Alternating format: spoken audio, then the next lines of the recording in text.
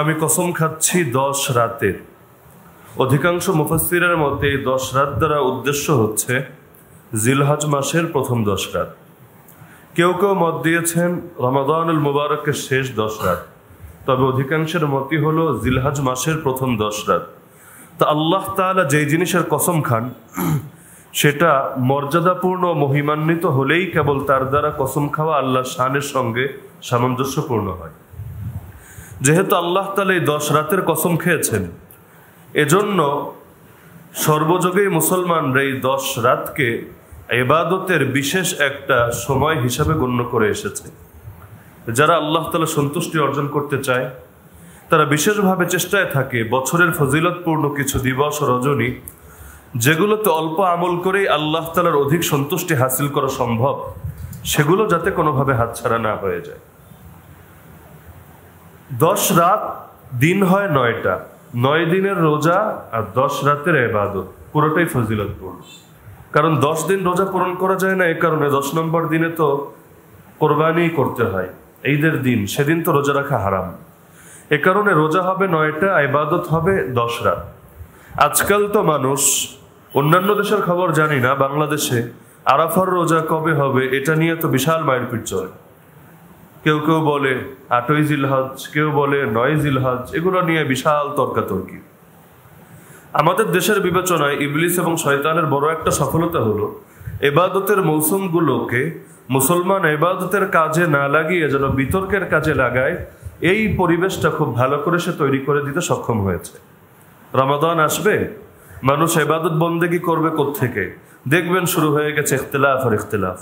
চাঁদ, কোন চাঁদ বিবেচনা করা হবে, লোকাল মুন না গ্লোবাল মুন? সারা দুনিয়া কি একই দিনে চাঁদ দেখে রোজা আর ঈদ করবে, নাকি প্রত্যেকে উদয়স্থলের ভিন্নতা বিবেচনা করে তার অঞ্চলে যেই সময় চাঁদ ওঠে সেটাকে দেখে সে ব্যক্তি রমজান এবং ঈদ পালন করবে? একইভাবে তারাবি 8 রাকাত পড়বে না 20 রাকাত পড়বে? এগুলো নিয়ে প্রতিটা বছর এত এনার্জি যে কোথায় পায় পাবলিক আল্লাহ ভালো জানে। প্রতিটা বছর এগুলো নিয়ে সেই পরিমাণ মারপিট চলতেই থাকে। এত বছর পার হয় কিন্তু কারো ক্লান্তি আসে না। একইভাবে ঈদ চলে এসেছে, এখনো এই কিছু বিষয় নিয়ে চলবে মারপিট। তার মধ্যে অন্যতম হলো যে আরাফার রোজা কবে হবে, 8 হবে না 9 হবে? আরে রাখেন আপনি 8 আর 9, আপনার তো উচিত ছিল, যদি আসলে আপনি আল্লাহ সন্তুষ্টি চান আর আপনার জীবন এবং আয়ু যে কত কম এটা যদি আপনার মাথায় থাকে, আপনার তো দরকার ছিল 9 দিনের 9টা দিনকেই কাজে লাগান। তাহলে তো আর বিতর্কের মধ্যে আপনাকে পড়তেই হচ্ছে না। 8-এ যাবো না 9-এ যাবো, কোন দিন রাখলে আরাফার সওয়াব পাবো, রাখবেন আপনি 9টা। আরাফা এখন যেদিনই হোক অটোই তো আপনি পাবেন, কোনো বিতর্ককারীর বিতর্কই তো আর আপনাকে ছুঁতে পারবে না। তাহলে এই যে সময়টা আসছে কোরবানির সময়, হজের সময়, এই সময়টা অনেক কারণেই গুরুত্বপূর্ণ। বছরের এই সময়ে এসে মুমিনরা বিশেষভাবে আল্লাহ তাআলার জন্য এমন কিছু ত্যাগ, এমন কিছু কোরবানির নজরানা পেশ করে একমাত্র বিশ্বাসীদের জন্য এবং আল্লাহর প্রতি সমর্পিত বান্দাদের জন্যই যা সম্ভব। উদাহরণস্বরূপ, একটা ঘরকে মাঝখানে রেখে চারদিকে প্রদক্ষিণ করছে আর করছে, তার কাছে সুন্দর সুন্দর কাপড় থাকার পরও, সেলাইওয়ালা পোশাক থাকার পরও সেলাইহীন সাদা পোশাক পরিধান করে পাগলের মতো শুধু চক্কর খাচ্ছে আর খাচ্ছে। দুনিয়ার কাফের মুশরিকরা দেখলে পেরেশান হয়ে যাবে, এদের হয়েছেটা কি, মাথায় কি এদের সমস্যা হয়েছে? কি পাবে একটা ঘরকে কেন্দ্র করে যদি এভাবে বারবার চক্কর খায় আর প্রদক্ষিণ করে? এটা তো এক ধরনের কুসংস্কার এবং কুসংস্কৃতি হবে। একইভাবে একবার সাফা থেকে মারওয়ায়, একবার মারওয়া থেকে সাফায় সে পাগলের মতো ছোটাছুটি করছে, যেটাকে সাই নামে আমরা চিনে থাকি। এটা নিয়ে অবাক হবে। বুঝলাম আম্মা হাজরা আলাইহিস সালাম তিনি বিপদে পড়েছিলেন, সন্তানের জন্য পানির প্রয়োজন ছিল, তিনি পানি পাচ্ছিলেন না। একবার যাচ্ছিলেন সাফায়, একবার যাচ্ছিলেন মারওয়ায়, এক পাহাড় থেকে আরেক পাহাড়ে ছোটাছুটি করছিলেন। কিন্তু এখন কি সৌদি আরবে পানির অভাব? এখন কেন একবার এখানে যেতে হবে, একবার ওখানে যেতে হবে? এই পাগলামির দরকারটা কি? এত সুন্দর সুন্দর রিসোর্ট থাকার পর, হোটেল থাকার পর কেন, কি দরকার পড়েছে সে আরাফার ময়দানে, মুজদালিফার ময়দানে তাঁবুটা নিয়ে তারা সেখানে পড়ে থাকবে? সারাদিন রোদের মধ্যে একটা মাঠে বসে থাকবে, কারো মাথার উপর ছাতা আছে, কারো তো তাও নাই, রোদের মধ্যে পড়তে থাকবে। আর সেখানে বসে আল্লাহ তাআলার কাছে চাইতে হবে। কেন এসি রুমে বসে চাইলে কি আল্লাহ তাআলা শুনবেন না? এরকম বিভিন্ন প্রশ্ন অবিশ্বাসীদের অন্তরে দানা বাঁধতে পারে। কিন্তু যারা বিশ্বাসী, যারা ইসলাম গ্রহণ করেছে, ইসলাম মানেই হলো নিজেকে সঁপে দেওয়া, যারা নিজেকে সঁপতে পেরেছে রবের সামনে, রবের বিধানের সামনে, যারা তার আনুগত্যকে সন্তুষ্ট চিত্তে বরণ করে নিয়েছে, তাদের কাছে এগুলো কোনোটাই কোনো প্রশ্নের কারণ হবে না। কারণ তারা জানে আসল উদ্দেশ্য হলো আল্লাহ আমাকে পরীক্ষা করতে চান, ভালোবাসাটা দেখতে চান যে তার ভালোবাসা কোন স্তরে আছে, তার ভালোবাসার জন্য আমি কতটুকু নিজেকে উৎসর্গ করতে পারছি, এটাই শুধু আল্লাহ যাচাই করতে চান। তার ভালোবাসার জন্য নিজের জীবন বিলিয়ে দেওয়াই তো তুচ্ছ। সেখানে 10,000, 20,000 আর 50,000 খরচ করে একটা পশু কোরবানি করে, এটা তো নিতান্তই তুচ্ছ ব্যাপার। আল্লাহ যদি এখন বলেন যে বান্দা তুমি নিজেই নিজেকে কোরবান করে দাও, যদি আসলেই তার অন্তরে আল্লাহর ভালোবাসা থাকে, সে লাব্বাইক ইয়া আল্লাহ লাব্বাইক, লাব্বাইক আল্লাহুম্মা লাব্বাইক বলতে বলতে নিজেই নিজেকে হাসি মুখে কোরবান করে দিবে। আজ তো আপনারা কোরবানি করেন গরু, ছাগল আর উট, কিন্তু এই কোরবানির ইতিহাস যার থেকে এসেছে সেই ইব্রাহিম আলা নবীনা আলাইহিস সালামকে তো কোনো উটও জবাই করতে বলা হয় নাই, না কোনো গরু আর না কোনো ছাগল। তাকে তো বলা হয়েছিল নিজের নিষ্পাপ শিশু, ছোট্ট একটা শিশু, যার জীবনে কোনো পাপ নাই, যার জীবনে কোনো কলঙ্ক নাই, যার জীবনে, যার চরিত্রে কোনো দাগ নাই, সেই মানুষটাকে ধরে কোরবান করে দিতে হবে। আদেশ আসলে আল্লাহর পক্ষ থেকে। ইবলিসের মতো যুক্তি ছুড়ে দেন নাই যে আল্লাহ ছেলে আমার, অপরাধ কি তার, কেন তাকে কোরবানি করব আমি? তুমি তো ইনসাফ শিখিয়েছ, তুমি তো ইহসান শিখিয়েছ, তুমি তো জুলুম শিক্ষা দাও নাই, এরকম জুলুমের আদেশ কিভাবে তুমি আমাকে করছো? কোনো প্রশ্ন ছুড়ে দেন নাই, যেহেতু নিশ্চিত হতে পেরেছেন যে এই আদেশ সরাসরি আল্লাহর পক্ষ থেকে এসেছে, এটা ওহির বিধান। সুতরাং প্রশ্ন ছাড়াই তিনি আনুগত্য বরণ করে নিয়েছেন, ছেলেকে নিয়ে চলে গিয়েছেন ময়দানে। মাঝখানে শয়তান বারবার চেষ্টা করেছে বাধা দেওয়ার, বিভিন্ন রূপে এসে তাকে ভুল বুঝ দেওয়ার। সেই শয়তানকেও তিনি উপেক্ষা করেছেন। আজও আপনারা যারা হজে যান, সেখানে গিয়ে শয়তানের সেই প্রতিক্রে পাথর ছুঁড়ে সেই একই স্মরণ এবং একই স্মৃতিকে পুনরায় তাজা করা হয় না। এমন না যে সেই পিলারের মধ্যে শয়তান বসে আছে, আপনি পাথর ছুঁড়ে মারলে, কঙ্কর ছুঁড়ে মারলে শয়তান গায়ে ব্যথা পাবে, বিষয়টা এরকম না। বরং বিষয়টা হলো আমরা মুসলমানরা আল্লাহর সামনে নিজেদেরকে নিঃশর্তভাবে, নিঃসংক চিত্তে, কোনো প্রকার সংকোচ ছাড়া, ইতস্ততবোধ ছাড়া রবের সামনে পুরোপুরি সঁপে দেই। এ পথে আমাদেরকে যারাই বাধা দেবে তাদের জবাব আমরা পাথর দিয়েই দেব, অন্য কিছু দিয়ে না। তো উদ্দেশ্য এটা না যে শয়তান সেখানে দণ্ডায়মান আছে। কোনো কোনো গ্রামগঞ্জের লোক অনেক সময় আবেগে চলে আসে সেই জায়গায় গিয়ে, তারা কোত্থেকে বড় সড়ো একটা ইট পাথর সংগ্রহ করে এটাকে মারতে থাকে। কেউ তো পায়ের জোতা খুলে তারপর সেটার দিকে মারতে থাকে। ভাবটা এমন শয়তান, সারা জীবনে অনেক জ্বালাইছোস, আজকে তোরে পাইছি, আজকে কি আর তোরে ছাড়মু, আজকে তোরে জোতার বাড়ি দিব। কিন্তু উদ্দেশ্য তো শয়তান সেখানে দণ্ডায়মান আর তাকে পেটানো না, বরং উদ্দেশ্য হলো একটা প্রতীকী কাজ, প্রতীকী আনুগত্য প্রকাশ করা, যে আল্লাহর সামনে আমরা কোনো ওয়াসওয়াসা দানকারীর ওয়াসওয়াসা, কোনো কুমন্ত্রণা এবং প্ররোচনা দানকারীর কুমন্ত্রণাকে আমরা পরোয়া করি না। মনের মধ্যে যাই আসুক, শয়তান কুমন্ত্রণা যাই দেখ, কিন্তু রবের পক্ষ থেকে আদেশ চলে আসার পর আমরা এক মুহূর্ত বিলম্ব করি না। যুক্তিতে ধরলেও মানি, না ধরলেও মানি, বুঝলেও মানি, না বুঝলেও মানি। আল্লাহ তাআলার সামনে বান্দা অনেক কিছু না বুঝে তারপরও সেটার আনুগত্য করবে, এটাই হলো প্রকৃত বন্দেগী। এ কারণে আল্লাহ নিজেই বহু কিছু স্পষ্ট রেখে দিয়েছেন, চাইলে স্পষ্ট করতে পারতেন, কারণ তিনি সর্ববিষয়ে পরিপূর্ণ ক্ষমতাবান। স্পষ্ট করেন নাই কেন? তিনি আপনাকে যাচাই করতে চান, আপনি কি নিজের বিবেকের পূজা করেন, নিজের যুক্তির পূজা করেন, নিজের লজিকের পূজা করেন, না রব্বুল আলামিন আল্লাহর বন্দেগী করেন? তাকদীর কাকে বলে পুরোপুরি স্পষ্ট করেন নাই, কিন্তু ঈমানের মূল 6টা নীতির মধ্যে একটা নীতিকে বানিয়ে দিয়েছেন ওয়াল কদরি খাইরিহি ওয়া শাররিহি মিনাল্লাহি তাআলা। ঈমান আনতে হবে তাকদীরের উপর, ভাগ্যলিপির উপর। ভালো হোক আর মন্দ হোক, সব কিছু আল্লাহর পক্ষ থেকে ফয়সালাকৃত, এই বিশ্বাস প্রতিটা মুমিনের অন্তরে রাখতে হবে। একদিকে এটাকে ঈমানের 6 মূলনীতির এক মূলনীতি বানানো হয়েছে, আরেকদিকে পুরোপুরি স্পষ্ট করা হয় নাই। এমনকি যারা আল্লাহর এই অস্পষ্টতাকে উপেক্ষা করে নিজেদের তরফ থেকে স্পষ্ট করতে চেয়েছে, ইতিহাস তাদের কাউকে জাবরিয়া নামে, তাদের কাউকে কাদরিয়া নামে, গোমরা ফেরকা নামে চিনে থাকে। কারণ আল্লাহ রেখেছেন অস্পষ্ট, আর সেটাকে স্পষ্ট করতে গিয়ে এমন ব্যাখ্যা দিচ্ছে যেই ব্যাখ্যা না কোরআনের সাথে মিলে, না হাদিসের সাথে মিলে, না সাহাবায়ে কেরামের আদর্শের সাথে মিলে, বরং যেটা নবোদ্ভাবিত, যেটা তাদের বিবেক থেকে উচ্চারিত। আল্লাহ তাআলা যেটাকে গায়েব রেখেছেন সেটাকে নিজের বিবেক দিয়ে তো উদ্ঘাটন করা সম্ভব না। একইভাবে কোরআন দিলেন হেদায়েতের জন্য। আরে হেদায়েত তো তখন হবে যখন আপনি বুঝতে পারবেন। না বুঝলে আপনি এখান থেকে শিক্ষা গ্রহণ করবেন কিভাবে? আর শিক্ষায় যদি গ্রহণ না করতে পারেন, মানবেন কিভাবে? নাই যদি মানতে পারেন, কোরআনের আলোয় আলোকিত হবেন কিভাবে? আল্লাহ নিজেই কোরআনের পরিচয় দিচ্ছেন। কোথাও বলছেন হুদাল্লিন নাস, সমগ্র বিশ্ব মানবতার জন্য এটা গাইডলাইন। কোথাও বলছেন হুদাল্লিল মুত্তাকিন, যারা আল্লাহকে ভয় করে তাদের জন্য এটা হেদায়াত। কিন্তু কোরআন শুরুই করলেন ভূমিকার পরে যেই প্রথম সূরাটা আসলো সূরাতুল বাকারা, এর প্রথম আয়াতে দিয়ে দিলেন আলিফ লাম মিম, যেটা কেউই বুঝতে সক্ষম না। বান্দার অন্তরে প্রশ্ন আসতে পারে, আল্লাহ এটা হলোটা কি? আমাদেরকে কোরআন দিলে হেদায়েতের জন্য, প্রথম আয়াতে দিয়ে দিলে এমন আয়াত যেটা বুঝতেই পারবো না। আল্লাহ তাআলা এর মধ্য দিয়ে মেসেজ দিতে চান, বান্দা বুঝবি না, তারপর যখন নিশ্চিত হবি এই বিধান আমি তোকে দিয়েছি, অন্য কেউ দেয় নাই, সরাসরি আমার থেকে এসেছে, তারপরও না বুঝেও তুই মানবি। আমি আলিফ লাম মিম মানি, আলিফ লাম মিমের উপর ঈমান রাখি, আলিফ লাম মিমের মধ্যে আল্লাহ কি বলেছেন সেটা নিশ্চিতভাবে বুঝি না, না বুঝি তো কি হয়েছে, তারপরও মানি। আলিফ লাম মিম আল্লাহর বাণী, আলিফ লাম মিম কোরআনের আয়াত। কেউ আলিফ লাম মিমের আলিফকেও যদি অস্বীকার করে, সে আর মুসলমান থাকে না, থাকতে পারে না।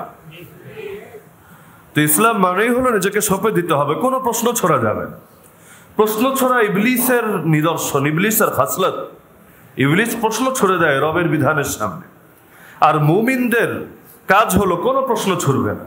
আব্বা আদম আলাইহিস সালামকে আল্লাহ বললেন, যাও জান্নাত থেকে বের হয়ে যাও। চাইলে যৌক্তিক ভাবেই তিনি এই প্রশ্নটা করতে পারতেন, বাদ দিলাম প্রশ্ন। কৌতূহল, নিজের কৌতূহল প্রকাশ করতে পারতেন রহস্য জানার জন্য। আল্লাহ, আমাকে বানানোর বহুকাল আগেই তুমি ফেরেশতাদেরকে সামনে নিয়ে বলেছিলা আমি পৃথিবীতে আমার প্রতিনিধি বানাতে যাচ্ছি। তার মানে আমাকে বানানোর আগেই তোমার ফয়সালা হলো আমাকে তুমি জান্নাতে রাখবা না, তুমি দুনিয়াতে পাঠাবা। কারণ আমাকে সৃষ্টি করছো দুনিয়াতে তোমার খলিফা হওয়ার জন্য, দুনিয়াতে তোমার খিলাফা বাস্তবায়নের জন্য। তা আমাকে বানানোর আগেই তো তোমার ফয়সালা এটা, তাহলে কি দরকার ছিল কিছুদিনের জন্য জান্নাতে রাখা, এরপর ইবলিসের কুমন্ত্রণায় আমাকে এখান থেকে লজ্জিত করে তারপর বের করা? এটার দরকার কি ছিল? তুমি যদি তৌফিক না দিতা, ইবলিসের কোনো ক্ষমতা ছিল না আমাকে এভাবে প্ররোচনা দেওয়ার। কারণ আল্লাহর শক্তি ছাড়া, আল্লাহর অনুমোদন ছাড়া একটা গাছের পাতাও নড়ে না। ইবলিসের এই ক্ষমতা নাই যে আল্লাহ কাউকে হেদায়েত দিতে চান আর সে আল্লাহর ফয়সালাকে ডিঙ্গিয়ে তারে গোমরা বানাবে, এই ক্ষমতা ইবলিসের নাই। ইবলিস যখন আল্লাহকে চ্যালেঞ্জ দিয়েছিল, আল্লাহ তোমার বান্দাদের সবাইকে আমি জাহান্নামী করে ছাড়বো, কয় দিক থেকে তুমি ঠেকাবা? সামনে থেকে আসবো, পেছন থেকে আসবো, ডান থেকে আসবো, বাম থেকে আসবো, একদিকে বাধা পেলে 10 দিক থেকে তাকে এসে আঁকড়ে ধরবো, তাদেরকে যে কোনো পন্থায় হোক আমি জাহান্নামী করে ছাড়বো, যেহেতু তুমি আমাকে বিভ্রান্ত করেছো। ক্বালা রাব্বি বিমা আগওয়াইতানি লা উযাইনান্না লা উগাউইয়ান্না লাহুম আজমাইন, যেহেতু আমারে তুমি গোমরা বানিয়েছো, ওদের একটারে আমি ছাড়বো না, সবগুলোরে গোমরা বানাবো, প্রতিশোধ আমি নিয়ে নিব। আল্লাহ কি বলেছিলেন? ইল্লা ইবাদাকা মিনহুমুল মুখলাসিন। ইবলিস যে কথা বলেছিল এর জবাবে আল্লাহ এটা জানিয়েছিলেন, দেখ আমার নেককার বান্দা যারা, একনিষ্ঠ বান্দা যারা, তাদের উপর তোর কোনো আধিপত্য চলবে না।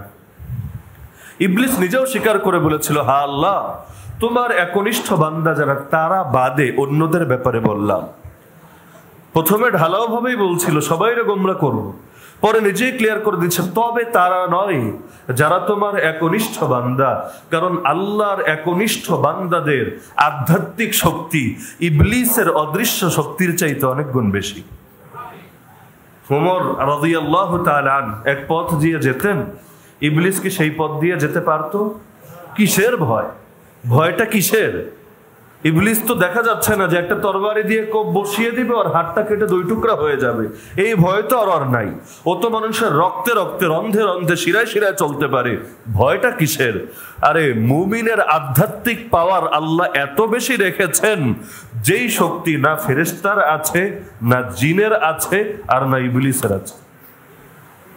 দেখেন না সমাজে অনেক সময় জিন এসে পেরেশান করে, শয়তান জিন এসে বিভিন্ন মানুষকে, বিশেষ করে নারীদেরকে বিভিন্নভাবে উত্ত্যক্ত করতে থাকে।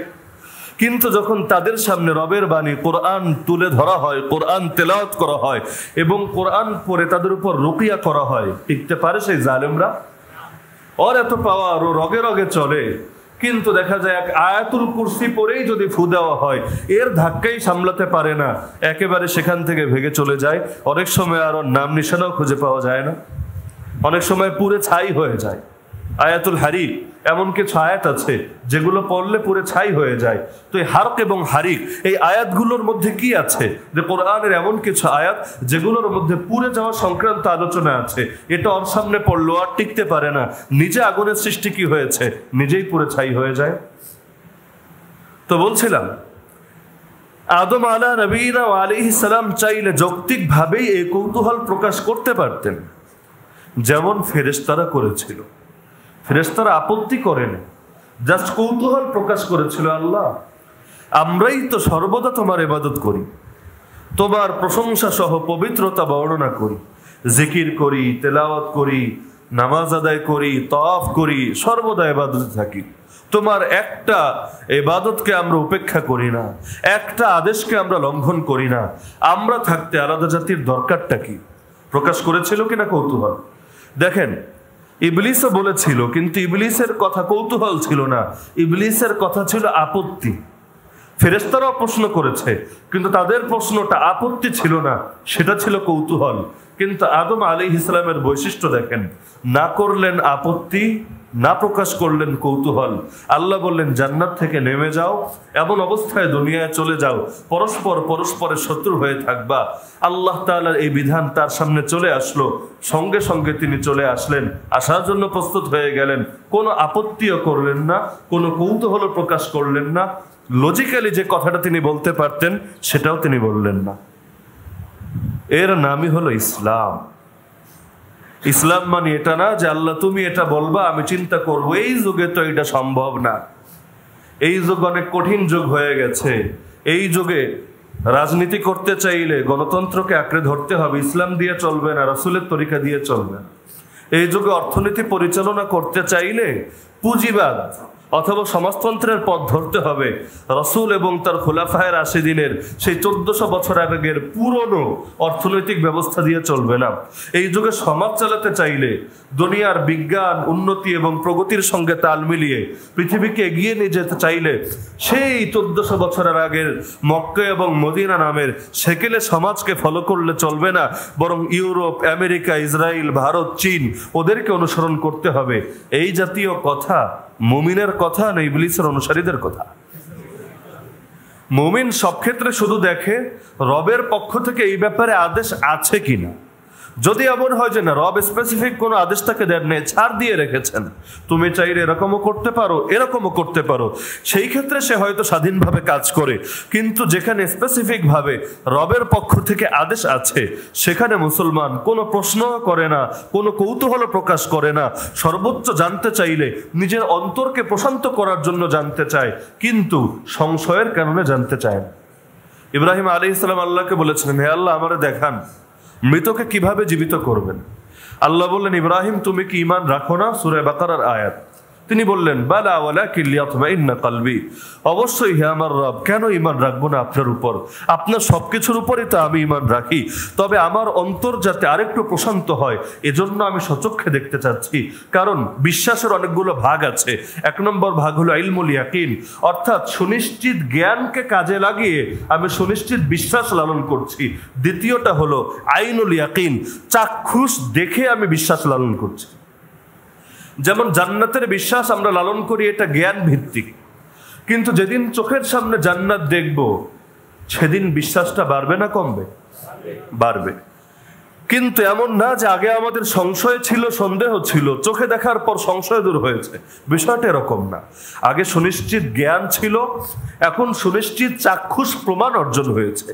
ইব্রাহিম আলাইহিস সালাম এই কথাটাই বলছেন, আল্লাহ সুনিশ্চিত জ্ঞান আমার আছে, অন্তরে কোনো সন্দেহ নেই, আকীদা ক্লিয়ার, কিন্তু চোখে দেখে আমি আমার আকীদাকে আরো মজবুত করতে চাচ্ছি, যাতে করে আমার ঈমান আরো বেশি প্রসারিত হয়, উম্মতের সামনে যেন আরো বেশি মজবুতির সাথে আমি দাওয়াত দিতে পারি।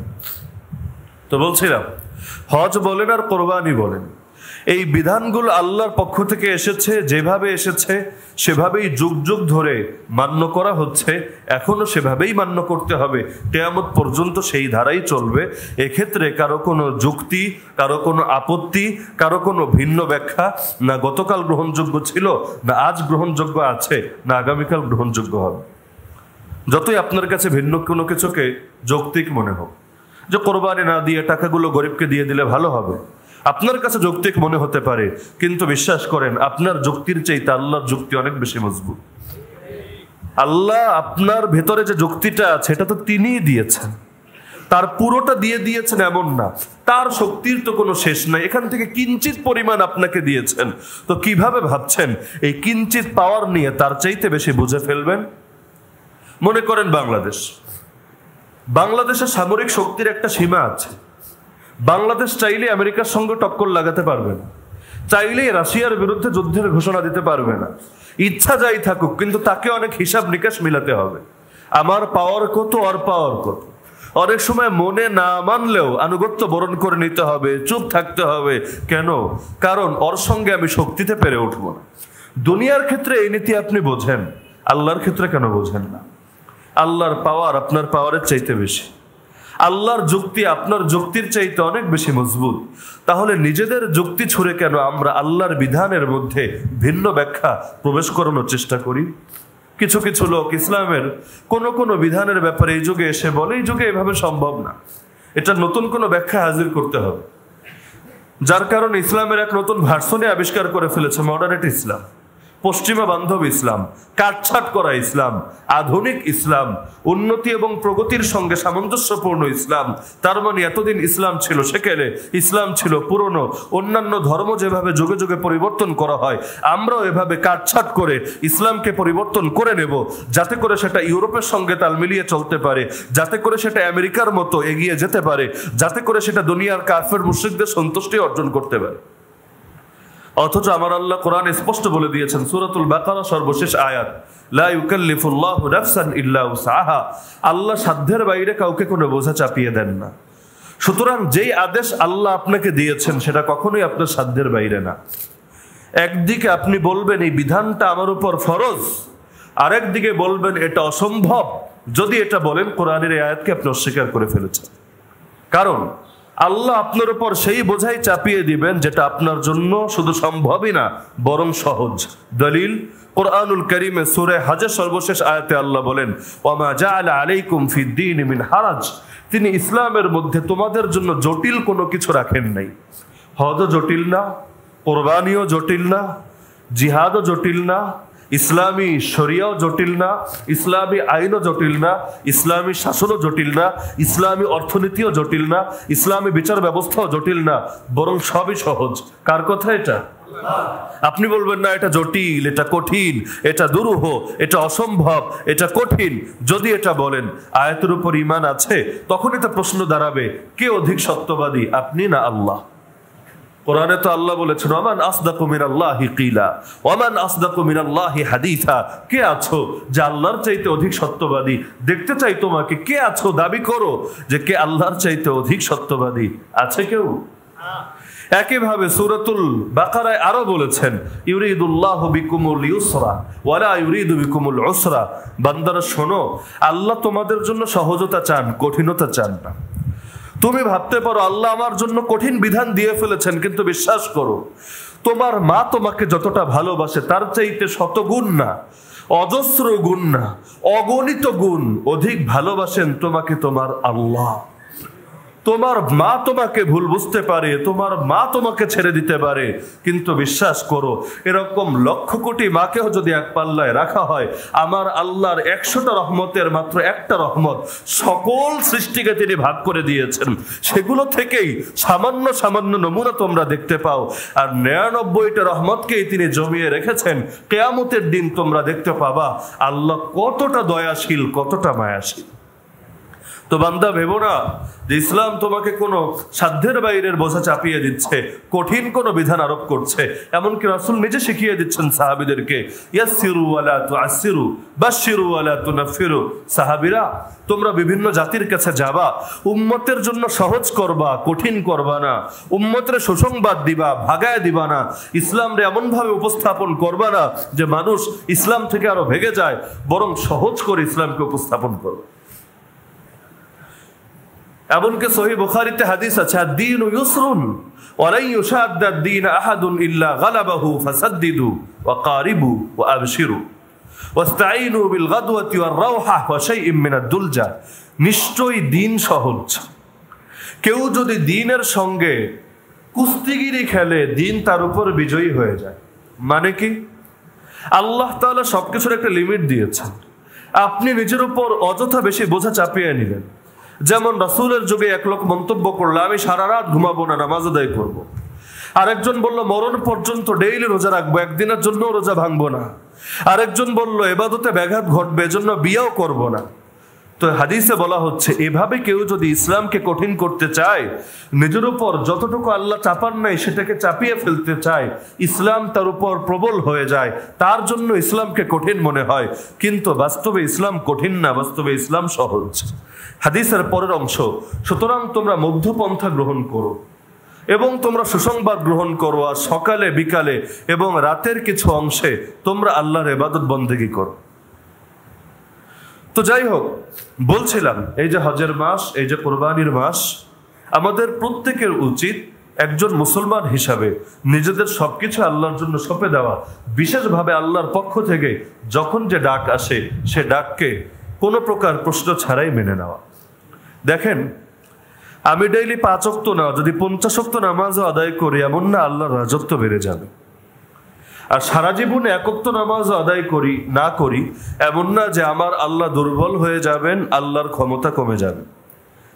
আমি ইসলামের জন্য অনেক কিছু করছি, এমন না আল্লাহর উপর অনুগ্রহ করে ফেলছি, বরং এটা তো আমার উপর আল্লাহর অনুগ্রহ যে তিনি আমার কিছু শ্রমকে ইসলামের জন্য ব্যয় করার তৌফিক দিচ্ছেন।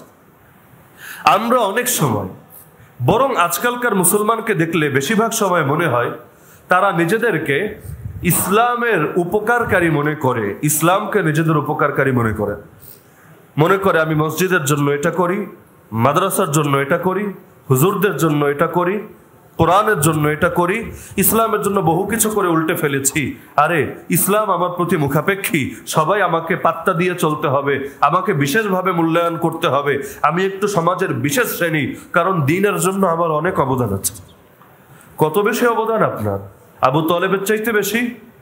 আরে বলে না, আবু তালেবের চাইতে বেশি। এমন এক সময় আবু তালেব রাসূলের মাথার উপর ছায়া হয়েছিলেন, যেই সময় আমার আপনার মতো লোক থাকলে টর্চ লাইট দিয়েও খুঁজে পাওয়া যেত। এই যুগে আর কতটুকু বিপদে আপনি পড়েছেন ইসলামের জন্য? কয়টা বিপদ আপনি বরণ করেছেন বলেন দেখি?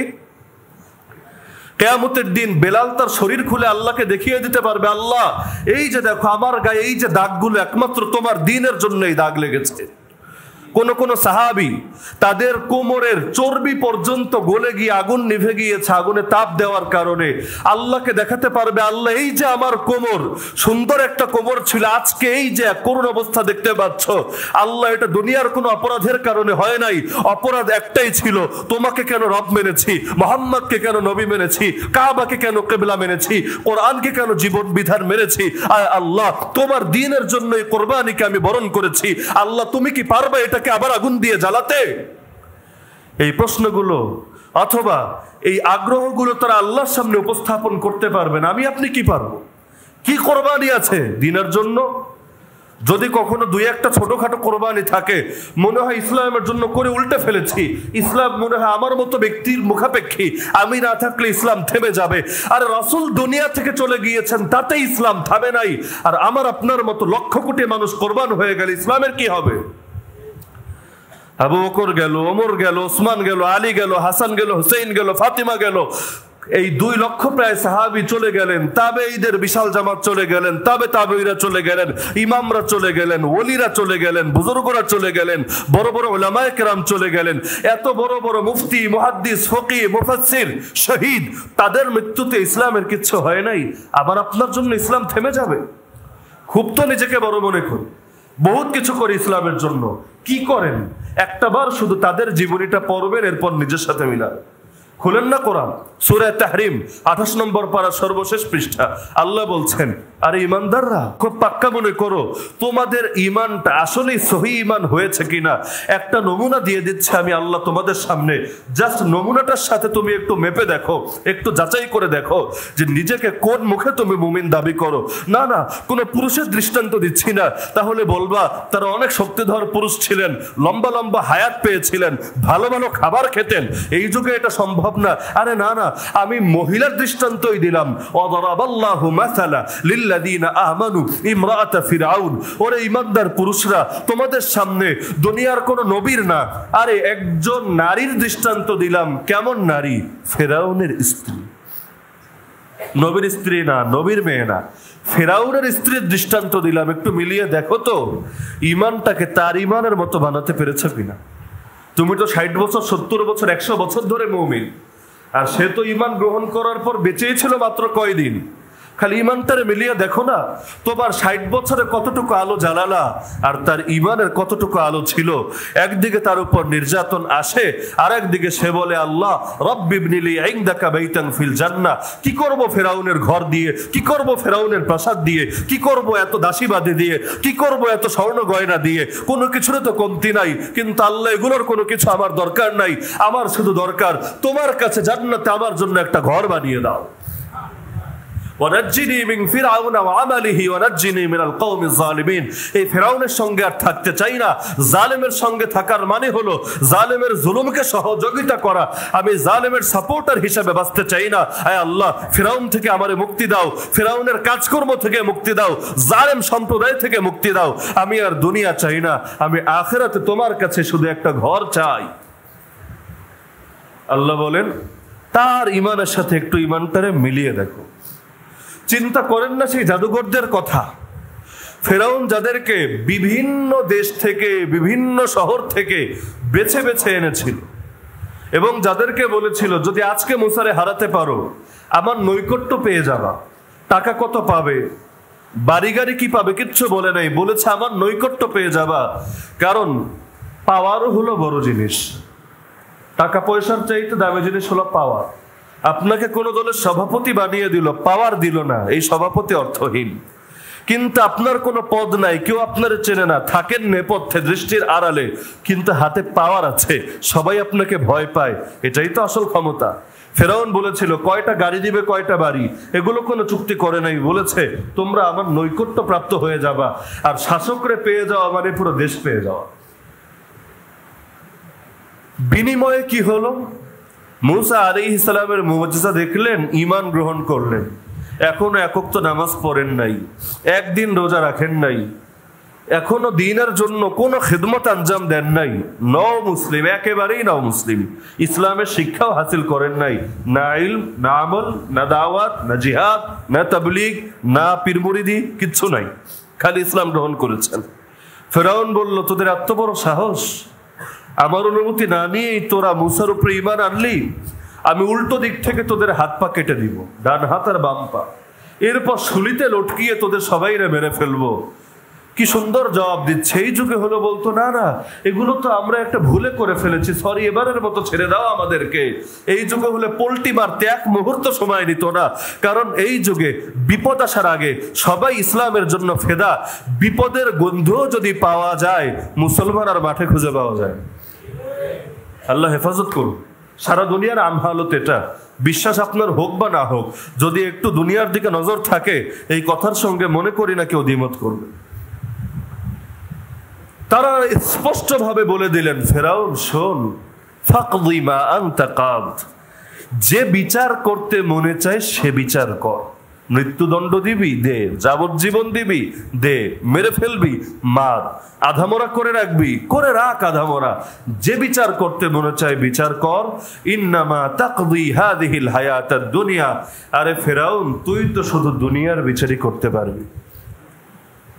আজকাল তো মানুষ মনে করে দুনিয়াতে কোনো এলাকা দখল করতে পারলেই মনে হয় আমি বিজয়ী হয়েছি।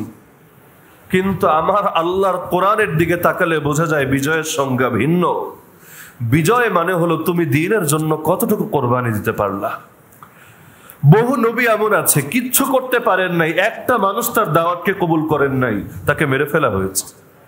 কোন নবীর মাথার উপর করাত রেখে পুরো শরীরকে দ্বিখণ্ডিত করে ফেলা হয়েছে। কোন নবীকে জীবিত অবস্থায় লোহার চিরুনি দিয়ে আছড়ে আছড়ে প্রতিটা গোশতকে শরীর থেকে আলাদা করে দেওয়া হয়েছে। কোন কোন নবীকে পিটাতে পিটাতে হত্যা করা হয়েছে। কোন কোন নবীকে জ্যান্ত দাফন করে ফেলা হয়েছে। কোন কোন নবীকে আগুনে ছুঁড়ে মারা হয়েছে। এত এত নির্মম আচরণ তাদের সাথে করা হয়েছে। আপনি কি মনে করেন তারা ব্যর্থ? সহিহ হাদিসে আছে কিয়ামতের দিন এমন অনেক নবী আসবে যার সঙ্গে এক উম্মত, কারো সঙ্গে 2 উম্মত, কারো সঙ্গে 10 উম্মত, কারো সঙ্গে 100 উম্মত, কারো সঙ্গে 1000 উম্মত, কারো সঙ্গে লাখ উম্মত, কারো সঙ্গে কোটি কোটি উম্মত। আর এমন নবী আসবেন আমার রাসূল বলেন যার সঙ্গে একটা উম্মত থাকবে না। আপনি কি মনে করেন আল্লাহ সেই নবীকে ব্যর্থ মিশন দিয়ে দুনিয়াতে পাঠিয়েছেন? আরে পুঁজিবাদের দৃষ্টিতে, দুনিয়ার বস্তুবাদের দৃষ্টিতে সফলতার ব্যর্থতার সংজ্ঞা ভিন্ন হতে পারে, আবার আল্লাহর দৃষ্টিতে সফলতার ব্যর্থতার সংজ্ঞা সম্পূর্ণ ভিন্ন। না হলে আল্লাহ বলতেন যারা বিজয়ী তোমরা তাদেরকেই মনে করবা, তারাই আসল জিন্দা। কিন্তু আমার আল্লাহ বলেন না, যারা আল্লাহর পথে শহীদ হবে তাদেরকে মনে করবা তারা অমর, তারা চিরজীবিত। তোমরা কেউ অমর না, তোমরা সবাই মরা। এমনকি আল্লাহ অনেকে বলেছেন ইন্নাকা লা তুসমিউল মাউতা, ওরা জিন্দা থেকেও মুর্দা, মানে দেখতে শুনতে জীবিত মনে হয় কিন্তু যেহেতু ওদের অন্তর মরা সুতরাং আসলে ওরা মরা, ওরা জীবিত না। অপরদিকে শুহাদায়ে কেরাম, একদিকে তাদের চোখ বন্ধ, একদিকে তাদের নিঃশ্বাস নাই, একদিকে দুনিয়ার চোখে বস্তুবাদের দৃষ্টিতে তারা মৃত। কিন্তু আল্লাহ বলেছেন খবরদার, কোরআনের আয়াত, তাকে মৃত বলাও হারাম, মৃত মনে করাও হারাম। তোমরা মরা হতে পারো, নিঃসন্দেহে তারা জীবিত। শুধু জীবিতই না, রবের পক্ষ থেকে তাদেরকে নিয়মিত রিজিক দেওয়া হয়। তুমি আর কি খাও, কত উত্তম রিজিক খাও, তোমার চাইতে অনেক উত্তম রিজিক তারা সর্বদা খেতে থাকে। দুনিয়ার দৃষ্টি আলাদা, রবের দৃষ্টি আলাদা। আসহাবুল উখদুদের সেই বালকের কথা বহুবার বলেছি, তাকে হত্যা করা হয়েছে। এর আগ পর্যন্ত একটা লোকও সমাজের মধ্যে এমন কোন লোককে সে নিজের ধর্মে আনতে পারে নাই যে তার ধর্মকে প্রচার করে দিবে। সেই সময় দুনিয়াতে ইসলাম আসে নাই, ঈসা আলাইহিস সালামের ধর্ম ছিল।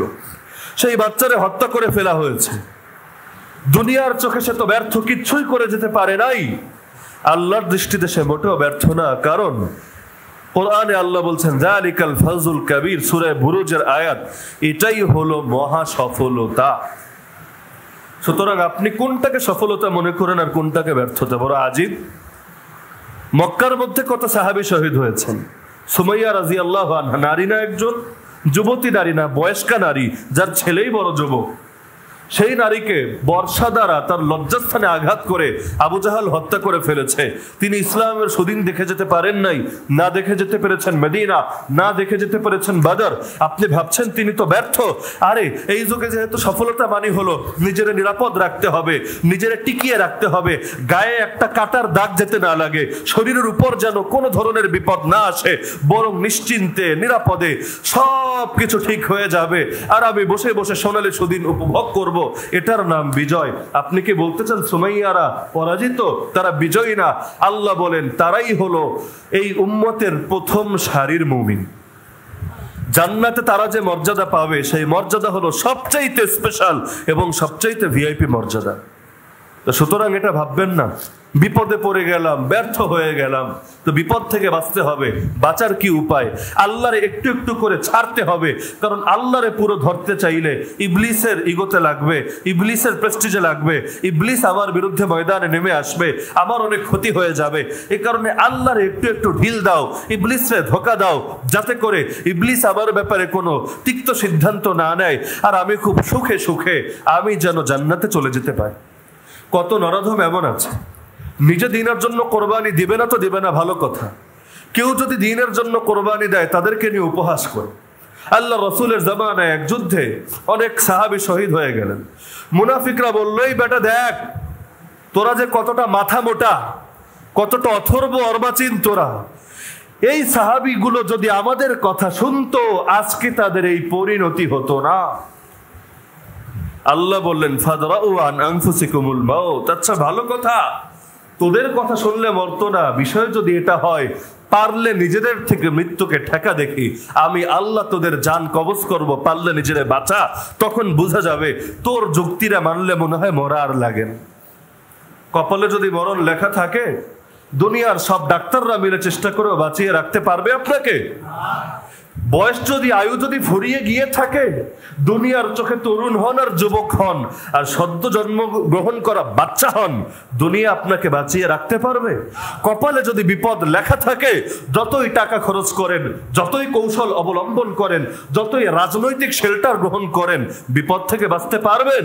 আরে মুমিনের বিশ্বাসই তো এটা, যত ফয়সালা আসে একজনের থেকেই আসে, আল্লাহর থেকেই আসে। ভালো ফয়সালা আসলেও তার থেকে আসে, মন্দ ফয়সালা আসলেও তার থেকে আসে। তো একজন মুমিন বিপদে পড়লে তাকে নিয়ে আপত্তি করার অর্থ হলো সে ভুল করেছে, অথবা আল্লাহ তার ব্যাপারে ভুল সিদ্ধান্ত দিয়ে বসেছেন। সে যদি মুনাফিকি করত, সে যদি কাপুরুষতার পথ অবলম্বন করত, সে যদি নবীর তরিকা ছেড়ে দিত, সে যদি তাওহীদকে ভুলে যেত, খুব ভালো থাকতে পারত। কয়দিন থাকবেন এভাবে ভালো? মরবেন না কোনোদিন, চিরকাল জীবিত থাকবেন। আর এই প্রাসাদ আর এই গাড়ি বাড়ির মধ্যে সুখে দিনাতিপাত করতে থাকবেন। আর যেদিন চোখ দুটো বন্ধ হবে সেদিন টের পাবেন কে সফল আর কে ব্যর্থ, কে এগিয়ে গেল আর কে পিছিয়ে পড়লো। কোথায় হারিয়ে যাবে আপনার কর্মীরা, কোথায় হারিয়ে যাবে আপনার নিরাপত্তা, কোথায় হারিয়ে যাবে টাকা পয়সা, কি নিয়ে যাবেন কবরে। সেদিন দিলের মধ্য থেকে সব সংশয় দূর হয়ে যাবে, মাথা থেকে সব ভূত বের হয়ে যাবে। ভেবেছিলেন আল্লাহর বাইরে গিয়ে খুব সুখে থাকবেন, আর আল্লাহর বান্দাদের নিয়ে টিটকারি মেরে নিজেকে খুব বুদ্ধিমান, খুব চালাক প্রমাণ করবেন। আরে বুদ্ধিমান সে, আল কাইয়িসু মান দানা নাফসাহু ওয়া আমিলা লিমা বাদাল মাউত। সেই হাদিস, আল্লাহর নবী বলেন বুদ্ধিমান যদি দুনিয়াতে থাকে একমাত্র সে আছে যে নিজেই নিজের হিসাব নেয় আল্লাহ হিসাব নেওয়ার আগে, আর যে দুনিয়ার জন্য না মরার পরে জীবনের জন্য কাজ করে, সেই হলো বুদ্ধিমান। আপনার ছেলে ঠিকভাবে লেখাপড়া করে না, এখনই সুখ চায়, এখনই সুখের পেছনে পড়ে লেখাপড়া মাথায় তুলে ফেলেছে, বলবেন তাকে বুদ্ধিমান? আরে বলবেন নাকি তাকে বুদ্ধিমান? ছেলে অনেক কিছু পারে, আপনার ছেলে 10টা মেয়েরে পটাতে পারে, আপনার ছেলে বন্ধু বান্ধবরে নিয়ে একদিনে 20,000 টাকা উড়াতে পারে, আপনার ছেলে অনেক গাড়ি চালাতে পারে, বলবেন বুদ্ধিমান? আপনি বলবেন আরে ওর ভবিষ্যৎ তো অন্ধকার, যখন কষ্ট করার তখন কষ্ট করে না। আরে ফসলের সময় যদি ফসল না লাগাও তাহলে মৌসুমে তুমি ফসল ঘরে তুলবা কিভাবে? আগে তো বীজ লাগাতে হবে, তারপর না ঘরে ফসল আনার আশা করতে হবে। কষ্ট করার সময় তো দুনিয়া, দুনিয়াতেই সুখ করে, দুনিয়াতেই নিরাপদ থেকে খুব তো ভালো থাকবেন। যখন ফসল উঠানোর মৌসুম আসবে, ফসল কোত্থেকে পাবেন? জমিনে বীজ তো লাগান নাই, ফসল আসবে কোত্থেকে? দুনিয়া আখিরাতের শস্য ক্ষেত্র, দুনিয়াতে যে যা লাগায় আখিরাতে সেই ফসলই ঘরে তোলে। বীজ লাগাবেন, ফসল পাবেন, কিচ্ছু লাগাবেন না, খুব চালাক ভাববেন। আরে চালাক না, আপনার মতো বোকা দুনিয়াতে দ্বিতীয়টা আর নাই। আল্লাহ রসুলের জামানায় কাফের মুশরিকরা মদিনার মুনাফিকদেরকে চালাক বলতো, গুড মুসলিম বলতো, যে মুসলমান হলে এদের মতো হওয়া সাম্প্রদায়িক, এদের প্রতি ইহুদিরাও খুশি, এদের প্রতি আবু জাহাল গর্ব খুশি, এদের প্রতি রোম পারস্যের সেই জালেম বাদশারাও খুশি। মুসলমান হলে এমন হবা আবু বকরের মতো, ওমরের মতো, ওসমানের মতো, আলীর মতো, রাসূলের মতো। এরকম সাম্প্রদায়িক, এরকম প্রান্তিক, এরকম সেকেলেবোধ সম্পন্ন, এরকম সম্প্রদায়ের মধ্যে বিচ্ছিন্নতা সৃষ্টিকারী, এরকম উগ্রবাদী হওয়া যাবে না। মুসলমান হলে তাদের মতো হতে হবে। কি মনে হয় খুব চালাকির পরিচয় দিয়েছিল এই কথা বলে? দুনিয়াতে খুব সুখ পেয়েছে কিলো মির্জাফর? খুব তো বুদ্ধির পরিচয় দিয়েছিল, ভেবেছিল চুক্তি করে রাজা হয়ে যাব, রাজা হয়ে বাংলা বিহার উড়িষ্যা সব ভেজে খাবো। পেরেছে না খুব সুন্দর ভেজে খেতে? সর্বযুগে যারা নিজেদেরকে অতি চালাক মনে করে শেষে গলায় এদেরই দড়ি লাগে। প্রকৃত চালাক তারা যারা রবের বিধানের সামনে নিজেকে সঁপে দিতে পারে। ইবলিস চালাকি দেখাতে গিয়েছিল রবের বিধানের সামনে প্রশ্ন করে, চালাকি টিকে নাই। ফেরেশতারা আপত্তি তো করে নাই, কৌতূহল প্রকাশ করেছেন। আর আদম আলাইহিস সালাম কৌতূহল প্রকাশ করেন নাই। আল্লাহ বের হয়ে যেতে বলেছো, আরে জান্নাত কেন? তুমি তো দুনিয়াতে যেতে বলেছো, শুধু দুনিয়া কেন? যদি জাহান্নামেও যেতে বলো, আল্লাহ তুমি যদি বলো আমাকে, আমি তো তাও রাজি আছি। আল্লাহর বিধানের ব্যাপারে কেন আপত্তি থাকবে? যার কারণে আমার আল্লাহ আদম আলাইহিস সালামকে ফেরেশতার চাইতেও শ্রেষ্ঠ বানিয়ে দিলেন। এমনি এমনি শ্রেষ্ঠ বানান নাই, অনেকগুলো কারণ আছে। এর মধ্যে মৌলিক একটা কারণ হলো ফেরেশতারা কৌতূহল প্রকাশ করেছে, আব্বা আদম কৌতূহল প্রকাশ করেন।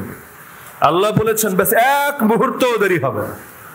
একজনের উপর হজ ফরজ, হজ করে না, ভাবলো 20-30 বছর যাক, একটু বাচ্চা কাচ্চা বিয়ে দেই, বয়স হোক, এরপর হজ করব। আরেকজনের উপর হজ ফরজ হওয়ার পর কালক্ষেপণ করে নাই, পরের বছরই হজ করেছে। কি মনে করেন আখিরাতে উভয়ের মর্যাদা সমান? একজন নামাজ পড়লো আউয়াল ওয়াক্তে, আর একজন নামাজ পড়লো ওয়াক্ত যায় শেষ একেবারে, সূর্য ডুবে যাচ্ছে, মাগরিব হয়ে যাচ্ছে, কাকের মতো কয়েকটা ঠোকর মেরে আসলো তাড়াতাড়ি। আল্লাহর কাছে বেশি দামি হবে কে? হাদিসে আছে তিলকা সালাতুল মুনাফিক ইয়াজলিসু ইয়ারকুবুশ শামস, এটা হলো মুনাফিকের নামাজ। সে সূর্যের অপেক্ষায় থাকে, যখন সূর্য অস্ত যাওয়ার সময় হয় এসে কাকের মতো ঠোকর মেরে 4 রাকাত নামাজ পড়ে নেয়। এটা কোনো মুমিনের নামাজ না, এটা মুনাফিকের নামাজ। মুমিনকে সে ব্যক্তি ইবাদতের প্রতি আর অগ্রগামী থাকে, প্রতিযোগিতা করে, দৌড়ে যায়, ছুটে যায়, আদেশ আসে, দেরি করে না। আরে দেখেন না হানজালা রাদিয়াল্লাহু আনহুর কথা, আদেশ চলে আসলো রাসূলের পক্ষ থেকে, কে কোথায় আছো? আবার সাহাবীরা ময়দান দেখা দিয়েছে, ময়দান কায়েম হয়ে গিয়েছে, তাড়াতাড়ি ঘোড়ায় চড়ো, ময়দানে ঝাঁপিয়ে পড়ো, নইলে মুশরিকরা আমাদের উপর হামলা করে বসবে। আরে স্ত্রীর সাথে মেলামেশা করেছেন, গোসল করতে আর কয় মিনিট লাগে, তাড়াহুড়ো করেও তো গোসল করতে পারেন যে সাবান টাবান মাখবো না, খালি ফরজ গোসলটা ছেড়ে ফেলবো। কিন্তু ওই সময়টা অপেক্ষা করে নাই, নবীর পক্ষ থেকে ডাক এসেছে, ইয়া খাইলাল্লাহির কাবি ইলা সাওয়াবিল্লাহির গাবি, হে আল্লাহর অশ্বারোহীরা তোমরা অশ্বারোহণ করো, আল্লাহর জান্নাতের দিকে ধাবিত হও। সঙ্গে সঙ্গে দরজার দিকে ছুটতে শুরু করেছেন। পেছন থেকে স্ত্রী ডাক দিয়ে বসেছেন, স্বামী আমার একটু শুনুন। কিন্তু স্বামী ফরজ গোসলের জন্য অপেক্ষা করে নেই, আর বউয়ের ডাক শুনবে, তরবারি হাতে নিয়ে ঠিকই এগিয়ে যাচ্ছে দরজার দিকে। স্ত্রী আবার ডাক দেয়, স্বামী তাকায় না, আবার ডাক দেয়, স্বামী তাকায় না। শেষে বলে, যা বলার বলে ফেলো, আমি হানজালা আর ফিরবো না। ভেবেছে স্ত্রী আবার তাকে বাহুবন্ধনে আবদ্ধ করতে চাইবে, শেষ মুহূর্তে আরো কিছু আবেগে তাকে জড়িয়ে ফেলবে, তার জন্য পিছু টানের কারণ হবে। কারণ এই যুগেও যেমন হয়, স্ত্রীরা তাদের স্বামীদের জন্য দরকার ছিল দ্বীনের সহযোগী হবে, কিন্তু দ্বীনের পথে আরো কাটা হয়ে যায়। আল্লাহর পথে বের হবে, পারে না। আল্লাহর দ্বীনের জন্য খরচ করবে, পারে না। সব জায়গায় খালি বউ বাধা হয়ে দাঁড়ায়, তুমি চইলা গেলে আমার কি হইব, আমি খামু কি? আরে তুমি হকের কথা বললে যদি বিপদে পইরা যাও, আম করে দেখবো কে? তো আমার রিজিক দাতা তো তুমি না থাকলে তো না খায়া মইরা যাবো। আর তুমি যদি সব টাকা হুজুরকে দিয়া দাও, মসজিদ মাদ্রাসায় দিয়া দাও, আমার সংসার চলবে কে? বছর শেষে দামি দামি স্বর্ণ গয়না কিনবো কিভাবে? পথে পথে কাটা বিছায়, পথে পথে পিছুটানের কারণ হয়। তো সাহাবী হানজালা পিছে তাকাও না, পিছনে ফিরে আসেও না, যা বলার বলে ফেলো, আমি হানজালা আর ফিরবো না। স্ত্রী বলল, আরে আপনি কি ভেবেছেন আমি আপনাকে ফেরানোর জন্য ডাকছি? আরে আপনি আল্লাহ রাসূলের পুরুষ সাহাবী হতে পারেন, আমিও তো তার একজন নগণ্য নারী সাহাবী, আমিও তো আল্লাহর একজন বান্দি। আরে আমি তো আপনাকে শেষ কথা বলার জন্য ডেকেছি। শেষ কথা হলো, দুনিয়াতে যাতে আমাদের আর দেখা না হয়, ইনশাআল্লাহ জান্নাতে আমাদের মিলন হবে। কি মনে হয় এই কথা বললে স্বামীর শক্তি বাড়বে না কমবে? মনোবল কত গুণ বেড়ে যাবে। ঝাঁপিয়ে পড়লেন হানজালা, গোসল তো ফরজ, সেই অবস্থায় শহীদ হয়ে গেলেন। সাহাবীরা সেই সময় উদ্যোগ নিলেন যে তাকে তো গোসল দিতে হবে, গোসল দেওয়ার পর তারপর তাকে দাফন করুন। শহীদকে তো স্বাভাবিকভাবে গোসল দেওয়া হয় না। মাসালা হলো, শহীদকে তো সে রক্তমাখা কাপড়েই দাফন করা হয়, কারণ কিয়ামতের দিন প্রত্যেকে সেই রূপ নিয়ে হাজির হবে যেভাবে তার মৃত্যু হয়। আজকে যারা আছেন না ক্লিন শেপ করে চেহারা খুব সুন্দর করে রাখেন, দুনিয়া যেন আপনাকে স্মার্ট বলে, কারণ রাসূলের চেহারা তো স্মার্ট ছিল না, আপনার অনেক বেশি স্মার্ট হওয়া দরকার। এরকম যারা আছেন না, যদি এই অবস্থায় মরণ হয়, কিয়ামতের দিন কিন্তু এই চেহারাটা নিয়ে উঠবেন। এমন না কবরের মধ্যে নতুন করে দাড়ি গজাবে, ঠিক যেই চেহারা নিয়ে যে মরবে কিয়ামতের দিন ঠিক সেভাবে উঠবে। আজকে তো আপনি কপালের মধ্যে দাগ ফালান না, সেজদা দিলে কপালটা নষ্ট হয়ে যাবে, কালা দেখা যাবে, ভাল লাগবে না। নামাজে বেশি বেশি বসলে পায়ের মধ্যে ভাঁজ পড়ে যাবে, এ কারণে নামাজ পড়েন না। কিয়ামতের দিন তো এটা নিয়ে উঠবেন, দেখবেন মুমিনদের কপাল থেকে নূর চমকায়, মুমিনদের হাত থেকে নূর চমকায়, মুমিনদের পা থেকে নূর চমকায়, যেখানে যেখানে উজুর পানি লেগেছে সেখান থেকে চমকায়। যার উজু যত বেশি তারটা তত বেশি চমকাচ্ছে, তখন আপনার এত ভাব যাবে কই? সেদিন তো ক্লিনশিপ চেহারা নিয়ে হাজির হবেন, সেদিন আর কেউ স্মার্ট বলবে না আপনাকে। নবীর সামনে যাবেন, নবী এসেছি আপনার কাছে, একটু সুপারিশ করে দেন না, আপনি সুপারিশ না করলে জাহান্নাম ছাড়া কোনো উপায় নাই। হে নবী, হাউজে কাউসারের পানি থেকে এক পেয়ালা পানি দেন না, আপনি যদি পানি না খাওয়ান আমার পরন্ত তৃষ্ণাই তো আমি ছটফট করতে করতে মারা যাব, সেদিন তার কোনো পানিও থাকবে না, আর অন্য কোনো পানি খেলে পিপাসা মিটবেও না। কিন্তু নবী যখন বলবে তুমি কে, তোমার চেহারা তো আমার উম্মতের মতো না, আমি তো তোমাকে চিনি না, যাও যাও দূর হয়ে যাও, দুনিয়াতে যাকে মডেল বানিয়েছিলা তার কাছে গিয়ে পানি চাও, তার কাছে গিয়ে শাফাআত চাও। তুমি তো মেসিরে আদর্শ বানিয়েছিলা, তুমি তো অমুক নায়কের আদর্শ বানিয়েছিলা, যাও তারে গিয়ে বলো আমারে একটু জান্নাত দাও, একটু সুপারিশ করে দাও, আমারে এক চুমুক পানি দাও, দেখো তারা তোমাকে কিচ্ছু দিতে পারে কি না। তো হানজালা রাদিয়াল্লাহু তাআলা আনহু, স্বাভাবিক মাসালা, শহীদকে রক্তমাখা কাপড়ে দাফন করা হবে, কারণ কিয়ামতের দিন সেই রক্ত নিয়ে সে হাজির হবে। হাদিসের শব্দ হলো রক্তের রং তো স্বাভাবিক রক্তের মতোই হবে, আর লাউনু লাউনুদ দাম ওয়ার রিহু রিহুল মিস্ক, কিন্তু তার ঘ্রাণ হবে মিশকে আম্বরের মতো। দুনিয়াতে কোন রক্ত দেখেছেন সেখান থেকে ঘ্রাণ বের হয়? রক্ত থেকে গন্ধ বের হয়, ঘ্রাণ না। কিন্তু সেই রক্ত থেকে মিশকে আম্বরের মতো ঘ্রাণ বের হতে থাকবে। দেখবেন কারো হাত কাটা, কারো পা কাটা, কারো কল্লাটাই কাটা, সেভাবে হাজির হয়েছে, আর আল্লাহ তাআলা তারই আগে আগে জান্নাতে ঢুকিয়ে দিচ্ছে, আর আপনি দেখতে শুনতে এত সুন্দর, আপনারা ধরে জাহান্নামে ফেলে দিচ্ছে। কেমন লাগবে তখন হৃদয়? আজকে তো অনেক চালাক মনে করছেন নিজেকে, আমার হাতও কাটে নাই, পাও কাটে নাই, সেদিন নিজের ব্যাপারে কি মূল্যায়ন হবে আপনার? দ্বীনের জন্য কে কতটুকু করতে পারলো, এটা তো তার উপর আল্লাহর অনুগ্রহ। সে নিজেকে আরো এজন্য ধন্য মনে করা দরকার, আল্লাহ আমার একটু কাজে লাগিয়েছ। আরে বাজার করতে গেলেন, পচা ফল ফলাদি যদি দেয় আপনার দোকানদার বিনামূল্যে, একেবারে পচা গন্ধ আসছে, যে হুজুর এটা লয়ে যান, আপনি নিবেন ঘরে? আরে নিবেন নাকি? ভাববেন 10 টাকা দিয়ে ব্যাগ কিনছি, বেটা তোর পচা মাল নিলে আমার এই ব্যাগটাও লস যান। আর ঘরে যদি এটা লয়ে যায়, বউয়ের দৌড়ানিও খাওয়া লাগতে পারে। তোর জিনিস পচেছে, তুই ফেলে দে। আবার কি ডাস্টবিন মনে হয় না? আমার সেই পরিচ্ছন্নতা কর্মী মনে হয়, আমাকে দিচ্ছিস কেন?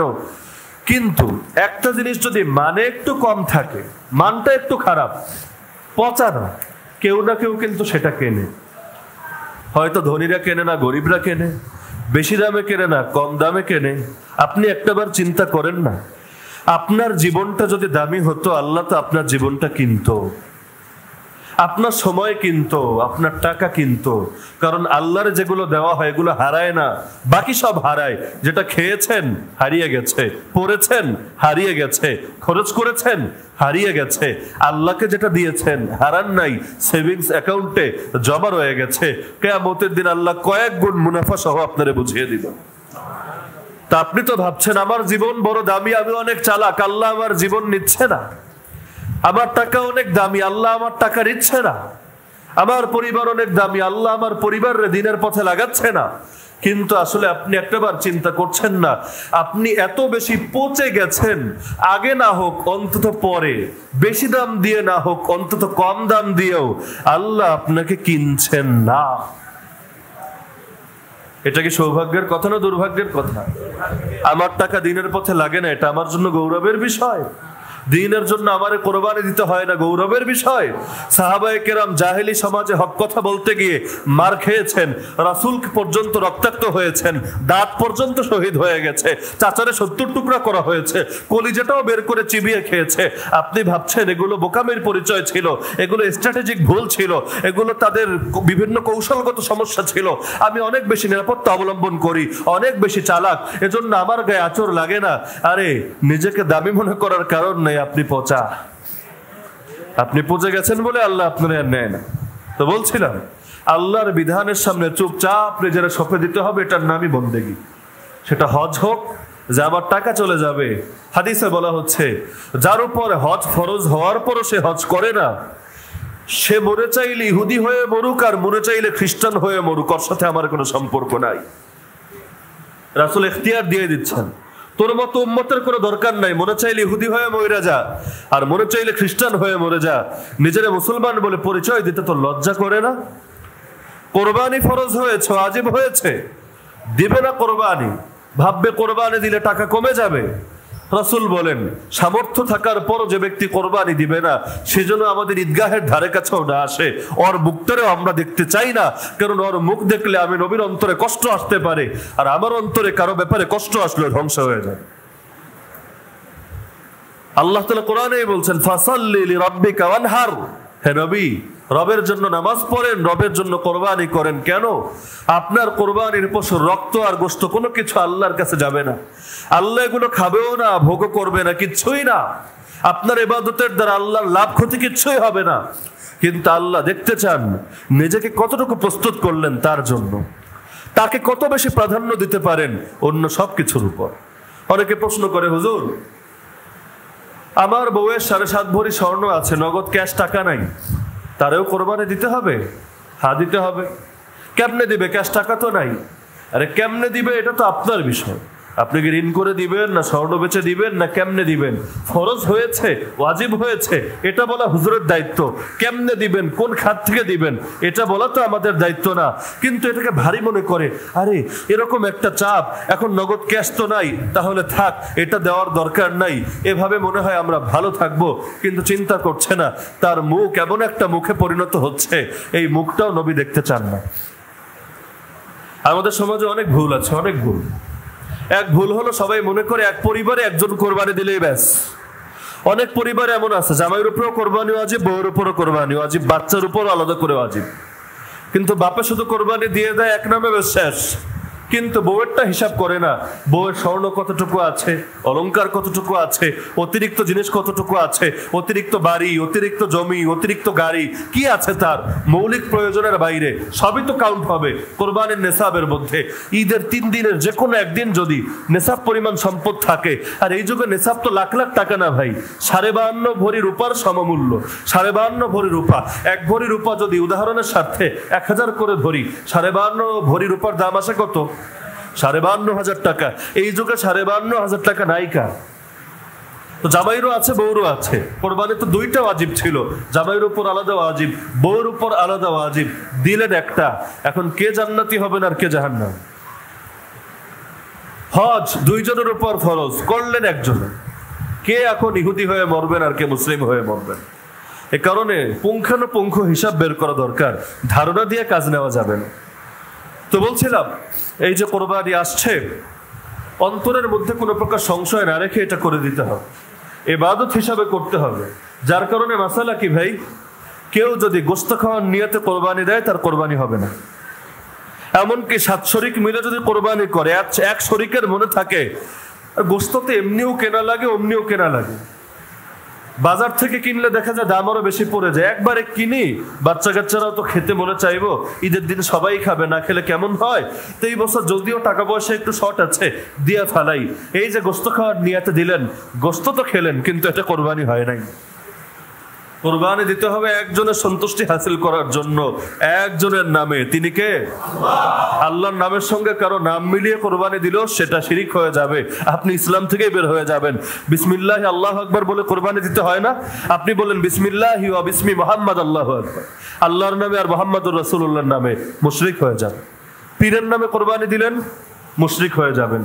হুজুরের নাম বলে কোরবানি দিলেন, মুশরিক হয়ে যাবেন।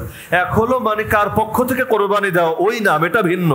আর এক হলো বিসমিল্লাহ মানে আল্লাহর নামে কোরবানি দেওয়া, এটা ভিন্ন।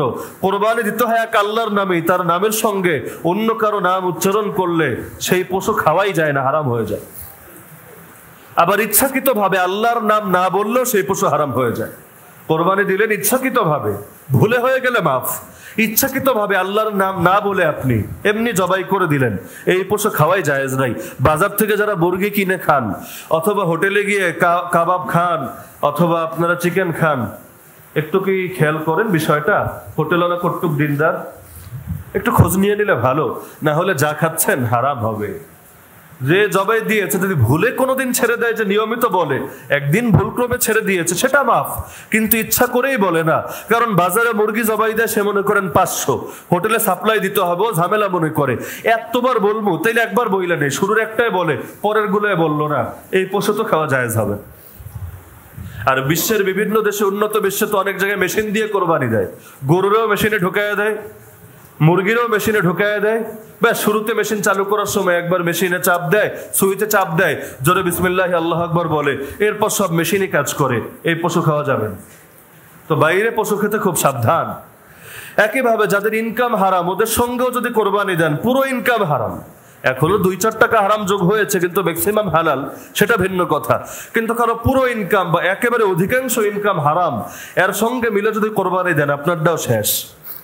তো যার কারণে যাদের ইনকাম সন্দেহযুক্ত, বিভিন্ন চাকরি বাকরি করে, কি চাকরি করে নাম বললাম না, আপনারাও জানেন যে কাদের চাকরির আর কাদের ইনকামের কি অবস্থা। ওই সব 2 নম্বরে চাকরি বাকরি যারা, কোরবানি আর হবে না। আপনি তো ভাবলেন কোরবানি দিয়ে উল্টায় ফেললাম, কিয়ামতের দিন দেখবেন গুনাহের পাল্লা একটা গুনাহ অ্যাড হয়ে গেছে, তুই 2022 সালে কোরবানি দেশ নাই। এই কারণে কোরবানির মাসালার ব্যাপারেও সচেতন থাকতে হবে, হজের ব্যাপারেও সচেতন থাকতে হবে। আর আল্লাহর দ্বীনের প্রতিটা বিধানের ব্যাপারে অন্তরের মধ্যে মহব্বত রাখতে হবে। মহব্বত নিয়ে কাজ করবেন, অল্প কাজ করে অনেক বেশি এগিয়ে যাবেন। নামাজ পড়বেন, নামাজের উপর মহব্বত নিয়ে। দাওয়াত দিবেন, দাওয়াতের উপর মহব্বত নিয়ে। আল্লাহর জন্য কোরবানি করবেন, এটার প্রতি মহব্বত নিয়ে। যার কারণে ইসলামের সাধারণ নির্দেশনা হলো, আপনি পশুরে কোরবানির দিন এনেই জবাব দিবেন, এটা বেশি একটা সুন্দর না। অন্তরে আগে মহব্বত পয়দা করেন। পারলে কিনে আনেন, কয়দিন নিজে পালেন, একটা মহব্বত তৈরি করেন, নিজের হাতে তারে খাওয়ান। কোরবানির দিন যখন জবাই দিবেন, চোখ থেকে পানি চলে আসতে পারে আপনার। প্রথম আলো রিপোর্ট করে দিতে পারে, বাংলা ট্রিবিউনে ছবি ছেপে দিতে পারে। প্রতি বছর এই ছবিগুলো খুব আগ্রহ করে ছাপে। সারা বছর গরু বিক্রি হয়, তখন ছবি ছাপে না, সেই সময় ছাপে। গরু বিক্রেতার চোখ থেকেও পানি পড়ে, গরুর চোখ থেকেও পানি পড়ে। আহ, কত দুঃখ, পশুপ্রেম উপচে পড়ছে। আরে এই চোখ থেকে পানি পড়ার পরও তুমি যে কোরবানি দিলে, এটাই না ইবাদত? গায়েও লাগে না, দুঃখও লাগে না, কোটি টাকার মালিক, 10,000 টাকা কোন দিক দিয়ে গেল এটারে কিচ্ছু মনেও হয় না। এভাবে করলো, ওইটা আবার কোন কিসিমের ইবাদত? ইবাদত তো সেটা যেটা অন্তরের উপর চাপ ফেলে। আরে বলে না যে কোরবানি দিয়ে অন্তরের পশুত্তরেও কোরবানি দিতে হবে। অন্তরে চাপ না পড়লে কোরবানি হবে কিভাবে? আর অন্তরের পশুত্তরে কোরবানি দিলেই তো তখন মুসলমান, প্রকৃত মুসলমান হবে। তখন আর সে 1000 বছরের সংস্কৃতির নামে সেই ধুতুম পেঁচার পূজা করবে না, আর সেই আজে বাজে কাজ করবে না। 31st নাইট আসলে উলঙ্গপনায় মাতবে না, কারণ সে নিজের অন্তরের পশুত্বকে কোরবানি দিয়েছে। এখন আর নারীর পেছনেও দৌড়াবে না, মাদকের পেছনেও দৌড়াবে না, যুবকের যৌবনের চাহিদা পূরণ করতেও হারাম পন্থা অবলম্বন করবে না। না সুদে জড়াবে, না ঘুষ খাবে, না জুলুম করবে, না দুর্নীতি করবে, না আলেমুলামার সঙ্গে বেয়াদবি করবে, না আল্লাহর দিন নিয়ে কোনো উল্টা বাড়াবাড়ি করবে। এগুলো করবে না তখন যখন পশুত্বকে কোরবানি দিতে পেরেছে। আজকাল তো পশুত্বেরও ভিন্ন ব্যাখ্যা হয়। তো মহব্বত কায়েম করে নেবেন পশুটার সাথে, পারবেন না ইনশাআল্লাহ? সবচাইতে ভালো একাকী কোরবানি দেওয়া, এটা উত্তম। শরীকে দেওয়া সেটার তুলনায় অনুত্তম। কারণ শরীকে দিলে সন্দেহ কিন্তু থেকেই যায়, কার মনে কে নিয়াত আপনি কেমনে বুঝবেন? কার ইনকামে আবার ভেজাল টেজাল আছে, অনেক সময় আপনার হয়তো জানা নাও থাকতে পারে। কিন্তু একা একা দিলে কিন্তু এই ভেজালগুলো নাই। এ কারণে মাসালা এটাই, শরীকে গরু কোরবানি দেওয়ার চাইতে একাকে ছাগল কোরবানি দেওয়া উত্তম। তো সুতরাং চেষ্টা করবেন এটা একাকি দেওয়া। আর যদি শরীকে দিতে হয়, দিনদার শরীক খুঁজে বের করবেন, তাকওয়াবান শরীক খুঁজে বের করবেন। যার তার সঙ্গে মিশতে যাবেন না, বরং যার ব্যাপারে আপনার এই আস্থা আছে, এই মানুষটা আল্লাহওয়ালা, তার অন্তরে আল্লাহর ভয় আছে, টাকা পয়সাও তার হালাল আছে, 2 নম্বরিও করে না, মনে 2 নম্বর নিয়ত নাই, তার সঙ্গে মিলে পশুর প্রতি মহব্বত রেখে নিজের হাতে জবাই দিবেন। হুজুরে দিয়ে জবাই দেওয়াবেন না। জবাই দিতে কি লাগে? খালি বিসমিল্লাহি আল্লাহু আকবার বলা লাগে। এই দোয়া কে পারেন না? আরে ভাই, বিসমিল্লাহি আল্লাহু আকবার না পড়লে নামাজ পড়েন কেন? নামাজ যেহেতু সবাই পড়তে আসলেন এখানে, তার মানে বিসমিল্লাহি আল্লাহু আকবার এই এক বাক্য সবাই পারেন কিনা? এর আগে যে বিশাল লম্বা লম্বা দোয়া আছে, এগুলো পড়া মোটেও জরুরি বিষয় না। পড়লে পড়লেন, না পড়লে নাই, জরুরি না। জরুরি এতটুকুই, বিসমিল্লাহি। আরে বলে না সবাই বিসমিল্লাহি বিসমিল্লাহি। এই তো আলহামদুলিল্লাহ সবাই পারছেন। নিজে বলবেন, গরুর গলায় ছুরি চালিয়ে দিবেন, ব্যাস শেষ। ছুরি চালাতে আর কি লাগে? গরু জবাই করতে ভয়ের কিছু নাই। খালি আগে কসাই থেকে বুঝে নেবেন, হাতটারে সাবধানে রাখবেন, হাতটা যাতে আবার জবাই না হয়ে যায়। 1 বছর একবার করবেন, দেখবেন জীবনের তরে ভয় বের হয়ে গেছে। নিজের পশু নিজে কোরবানি করা উত্তম, কারণ এতেই না অন্তরের পশুত্বের উপর চাপ পড়ে বেশি। আর এক হুজুর এসে করে দিল, এটা তো ওনার উপরে চাপ পড়লে পড়বে, আপনার তো এখানে চাপ নেই। অন্তরের উপর প্রেসার দিতে হবে। পারবেন না সবাই নিজে কোরবানি করতে? কোন হুজুর থাকলে মনে কষ্ট রাখেন না যে হুজুর আপনি আবার এই জায়গায় হাত দিলেন কি জন্য, কারণ যেটা মাসালা সেটা আমাদের বলতে হবে। এটা যদি আমার নিজেরও লস হয় কোনো পরোয়া নাই। আমারে কেউ যদি বলে হুজুর জবাই করে দেন, আমি বললাম আমি সাধারণত এটা বলি কেন করবো, আপনারটা আপনি করেন, আমি হুজুর হয়ে কেন আপনাকে উত্তম থেকে অধম বানাবো? হুজুরদের তো হওয়া দরকার কল্যাণকামী, মানবতার জন্য নিবেদিত। তারা অন্যের জন্য আর কল্যাণ চাইবে, নিজের পকেট ভরার জন্য অন্যরা কেন বিপদে ঠেলে দিবে, সমাজে কেন ভুল প্রচার করবে তারা। একইভাবে পশুর চামড়া যেটা আছে, এই চামড়া কিন্তু খাওয়াও যায়, জানেন না? পশুর কয়েকটা জিনিস হারাম, এর মধ্যে চামড়া আছে নাকি? এখন অনেক জায়গায় চামড়া খায়, দাম কমায় দিছে, বেটা দাম আমারে কম দিবি, যা তোর কাছে বেচবই না, নিজে চামড়া খেয়ে ফেলে। তো খেলে খাবেন, ব্যবহার করলে করবেন, কিন্তু যদি এটাকে বিক্রি করেন তাহলে কিন্তু সেটা সওয়াবের নিয়তে দান করে দিতে হবে, সেটারে কিন্তু আবার ভাগযোগ করে খাওয়া যাবে না। দুই বিষয়। এক হলো ডাইরেক্ট চামড়া খাওয়া, চামড়া খেতে পারবেন, চামড়া বেচে টাকা খেতে পারবেন না, কারণ কোরবানির কোনো কিছু বেচাটাই অনুচিত। আর অনেক মাদ্রাসায় তো আজকাল চামড়া সংগ্রহ করা হয়, কোনো মাদ্রাসায় পৌঁছে দিতে পারেন। যদি আমার ধারণা সেকুলাররা এমন একটা কৌশল অবলম্বন করেছে, কাদের ইন্ধনে আল্লাহ ভালো জানেন, এই কওমি মাদ্রাসাগুলো আর বেশি দিন চামড়া সংগ্রহ করবে না, কারণ দাম এই সময় আসলে এমন কমিয়ে দেওয়া হয়, অনেক মাদ্রাসা যেটা ইনভেস্ট করে সেটা উঠে আসে না, লাভ হবে পরের কথা। কিভাবে হুজুরদের চাপে ফেলতে হয়, কিভাবে তাদের কোমর ভাঙতে হয়, কিভাবে মাদ্রাসাগুলোকে বিপদের দিকে ঠেলে দিতে হয়, সব কৌশলই ওরা অবলম্বন করছে। আমরা ওদের কৌশল বুঝি আর না বুঝি, নিজেরা দিনের জন্য ফেদা হই আর না হই, উল্টা হলুদ মিডিয়ার কথায় যতই নাচি আর হলুদ মিডিয়ার তথ্য দেখে যতই হুজুরদের ব্যাপারে আর দিনের বিভিন্ন সেক্টরের ব্যাপারে মন্দ ধারণা লালন করি আর ওদের কাছে ব্রেইন ওয়াশড হই, ওরা কিন্তু আমাদের শিকড়ি কাটছে, টের পাই আর না পাই, দুদিন পর কাঠ হয়ে যখন ভেঙে পড়ে যাব তখন টের পাবো, হায় হায় হলোটা কি, আমি তো উপরে দিয়ে খালি পানি ঢাললাম, শিকড় যে কেটে ফেললো, মোটেও তো টের পেলাম না। তো পারবেন না সবাই ইনশাআল্লাহ? কোরবানি সংক্রান্ত মৌলিক মাসাইল নিয়ে আমরা আগামী সপ্তাহে বিস্তারিত আলোচনা করব। এই সপ্তাহে কয়েকটা বিষয় বললাম, সবশেষে একটা ফিনিশিং দিয়ে এই কয়েকটা অনুরোধ রেখে যাচ্ছি। আজ জিলহজের 1 তারিখ, যারা আজও রোজা রেখেছেন আলহামদুলিল্লাহ, যারা আজকে রাখেন নাই আগামী 8 দিন নিয়ত করেন যে রোজা রাখবো ইনশাআল্লাহ। এর মধ্যে আরাফার রোজাও পড়ে যাবে, যে এক রোজা রাখলে 1 বছরের গুনাহ আল্লাহ মাফ করে দিবে। যেই সেই ব্যাপার না, 1 বছরের গুনাহ একদিনের রোজায় মাফ হলে যেই সেই ব্যাপার না, তার মানে ওই সময় আপনার মরণ হলে গুনাহ মুক্ত অবস্থায় আপনি মরছেন। আর সাথে তওবা করে দিবেন, তাহলে কবিরা গুনাহগুলো মাফ হবে। সাধারণত এগুলোর দ্বারা সগীরা গুনাহ মাফ হয়। আর সঙ্গে যদি একটু তওবা করে নিতে পারেন, তওবা করতে কি লাগে, আগে যা করেছেন কুকর্ম এটার ব্যাপারে অনুতপ্ত হবেন, আগামীতে করবেন না প্রতিজ্ঞা করবেন, ব্যাস সেটাই তওবা। পারবেন না সবাই ইনশাআল্লাহ? আর প্রতিটা রাত্রে অল্প হোক আর বেশি একটু ইবাদত বন্দেগী করার চেষ্টা করবেন। এই কয়টা দিন ইবাদত করলে খুব বেশি ক্ষতি হবে না আপনাদের। অল্প হলেও চেষ্টা করবেন যে যদি শেষ রাত্রে জাগতে না পারি, ঘুমানোর আগে বা এশার নামাজের পর 2 রাকাত 4 রাকাত যা পারি একটু নামাজ আদায় করব, কিছুক্ষণ তেলাওয়াত করব, অল্প জিকির আজকার করব। পারবেন না সবাই ইনশাআল্লাহ? আর এশা আর ফজর জামাতে পড়বেন, পুরো রাত ইবাদতের সওয়াব এমনি পেয়ে যাবেন ইনশাআল্লাহ। আর কোরবানির পশুটা একটু আগে আগে কিনবেন, নিজেই মহব্বত লালন করবেন, নিজের হাতেই জবাই করবেন, এবং ওরা যত বেশি কোরবানি নিয়ে সমাজে অ্যালার্জি উপস্থাপন করতে থাকবে, আপনারা তত বেশি আদর্শগুলোকে সাহসের সঙ্গে প্রচার করতে থাকবেন, এতে ডাবল নেকি পাবেন। এক হলো ইবাদতের নেকি, আর এক হলো ইসলামের দুশমনদের অন্তরে আঘাত দেওয়ার নেকি। কোরআনুল কারীমে সূরা তাওবায় আল্লাহ জানিয়েছেন, মুসলমান এমন যত পদক্ষেপ গ্রহণ করে যার কারণে ইসলামের দুশমনদের অন্তরে আঘাত লাগে, ওদের কলিজায় আগুন জ্বলে, এগুলোর কারণেও মুসলমানের আমল নামে আলাদা আমল লেখা হয়। পারবেন না ইনশাআল্লাহ? আর সবাই বেশি থেকে বেশি দোয়া করবেন, এটা সকলের প্রতি আমি মনে করি দ্বীনের পক্ষ থেকে একটা আমানত। এক ঈদ গেল কিছুদিন আগে, আর এক ঈদ আসছে। এখনো বাংলাদেশের যে সমস্ত আলেম ওলামা কারাগারে বন্দী আছেন, মিথ্যা এবং হয়রানিমূলক অথবা রাজনৈতিক উদ্দেশ্য প্রণোদিত মামলার শিকার হয়ে তাদের জন্য দোয়া করা। একইভাবে পৃথিবীর যেই সমস্ত প্রান্তে যত মাজলুম মুসলমান আছে, যারা একসময় হয়তো নিজেরাও কোরবানি দিত, আর এখন কাফেরদের হাতে সকাল বিকাল তাদের নিজেদেরকেই কোরবান হতে হচ্ছে, তাদের নারীরা ওদের হাতে ধর্ষিত হচ্ছে, ছোট ছোট বাচ্চারাও তাদের জুলুমের হাত থেকে রক্ষা পাচ্ছে না, তাদের জন্য দোয়া করার দরকার তো ছিল, তাদের পাশে দাঁড়ানোর দরকার তো ছিল, তাদেরকে ঈদের আনন্দে শরীক করার, সেটা পারেন পারেন আর না পারেন, দোয়াটা তো পারবেন ইনশাআল্লাহ, যে হে আল্লাহ আমাদেরকে এমন সোনালী সুদিন দেখার তৌফিক দান করো, গোটা মুসলিম উম্মাহ আমরা তো এক পরিবারের মতো, এক দেহের মতো, সবাই মিলে যেন আমরা ঈদের আনন্দ উপভোগ করতে পারি। সারা দুনিয়ায় মুসলমানদের হালত তো ভালো না।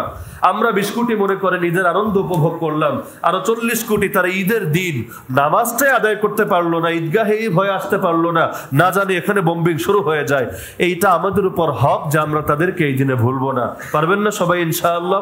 আর কোরবানির গোশত শুধু নিজেরা একারাই খাবেন না, আত্মীয়দেরকেও দিবেন, গরিবদেরকেও দিবেন।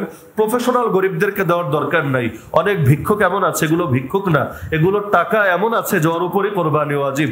এ কারণে বাস্তবেই যারা গরিব, প্রতিবেশী হলে ভালো হয়, আত্মীয় হলে আরো ভালো হয়, তাদেরকে শরীক করবেন। কোরবানির গোশত এই ফ্রিজ এসে আমাদের আখলাককে নষ্ট করে দিয়েছে। এখন জমায়া জমায় অনেকে 1 বছর পর্যন্ত খায়, অনেকে 6 মাস খায়, অনেকে 1 মাস খায়। এটা আসলে উত্তম না বা উচিত না। উচিত হলো আপনি নিজের কাছে সর্বোচ্চ 1/3 পরিমাণ রাখেন। যদি অল্প রেখে বাকিটা দিয়ে দেন আরো ভালো। আপনি নিজে খাওয়ার জন্য রাখেন, বাকিটাতে মুসলমানদেরকে শরীক করে নেন, এতেই আপনার মর্যাদা বাড়বে। আল্লাহ তাআলা আমাদের সবাইকে এই বিষয়গুলো সঠিকভাবে বোঝার তৌফিক দান করুন। ওয়া মা আলাইনা ইল্লাল বালাগুল।